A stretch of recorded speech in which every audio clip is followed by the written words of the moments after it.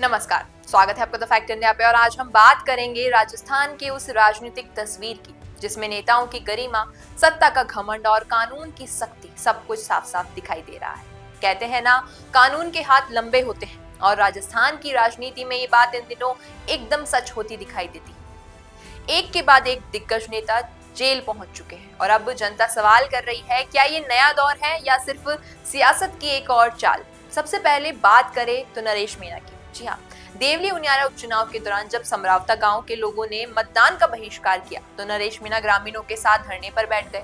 उन्होंने प्रशासन पर जबरन वोटिंग करवाने का आरोप लगाया और फिर गुस्से में आकर ड्यूटी पर तैनात एसडीएम को थप्पड़ जड़ दिया। बस वहीं से ये सब मुश्किलें शुरू हो गई। पुलिस ने तुरंत कार्रवाई की और आज 7 महीने से ज्यादा हो गए नरेश मीणा जेल में है और अब तक उन्हें जमानत नहीं मिली। लेकिन ये कहानी यही नहीं रुकती है। बीजेपी के अंता से विधायक कंवरलाल मीणा को 20 साल पुराने एक केस में जेल जाना पड़ा।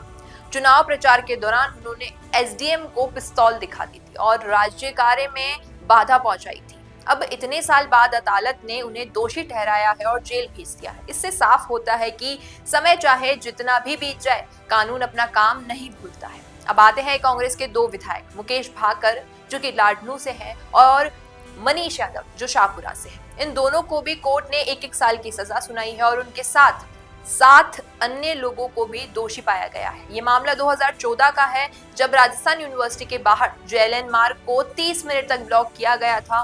कोर्ट ने रास्ता रोकने और गैर कानूनी जमावड़े का दोषी मानते हुए सभी को सजा सुनाई है। हालांकि बाद में सभी को जमानत मिल गई, लेकिन हाई कोर्ट में अपील की तैयारी चल रही है। अब अगर आपको लग रहा है कि सिर्फ विपक्षी दलों के नेता ही निशाने पर हैं, तो ये गलतफहमी भी आपकी दूर हो जाएगी। बाप पार्टी के बागीदौरा विधायक जयकृष्ण पटेल को एसीबी ने रंगे हाथ 5 लाख की रिश्वत लेते हुए पकड़ा। पार्टी का दावा है कि ये एक साजिश है, राजनीतिक साजिश कहते हैं वो इन्हें, षड्यंत्र बताते हैं। लेकिन अभी तक कोर्ट में कोई राहत नहीं मिली है और पटेल अभी भी जेल में है। ये वही बाप पार्टी है जो आदिवासी मुद्दों पर सबसे ज्यादा मुखर रहती है।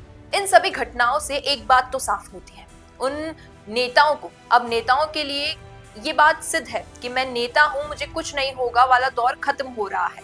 अब कोई भी हो, बीजेपी, कांग्रेस या फिर बाप पार्टी, अगर गलती की है तो सजा मिलेगी। नरेश मीणा हो, कंवरलाल मीणा हो, जयकृष्ण पटेल हो या फिर कांग्रेस के विधायक हो, सभी पर कानून ने बराबर की लाठी चलाई है। सवाल ये नहीं है कि कौन नेता जेल गया, सवाल ये है कि अब जनता किस पर भरोसा करे। क्या ये सब केवल चुनावी राजनीति का हिस्सा है या फिर वाकई में एक नई शुरुआत है? तो दोस्तों, आपके हिसाब से ये क्या एक अच्छा संकेत है लोकतंत्र के लिए या फिर एक और दिखावा है चुनाव से पहले का? अपनी राय हमें कमेंट बॉक्स में जरूर बताइएगा। अगर वीडियो पसंद आया हो तो इसे लाइक करना, शेयर करना और हमारे चैनल द फैक्ट इंडिया को सब्सक्राइब करना न भूलना। धन्यवाद।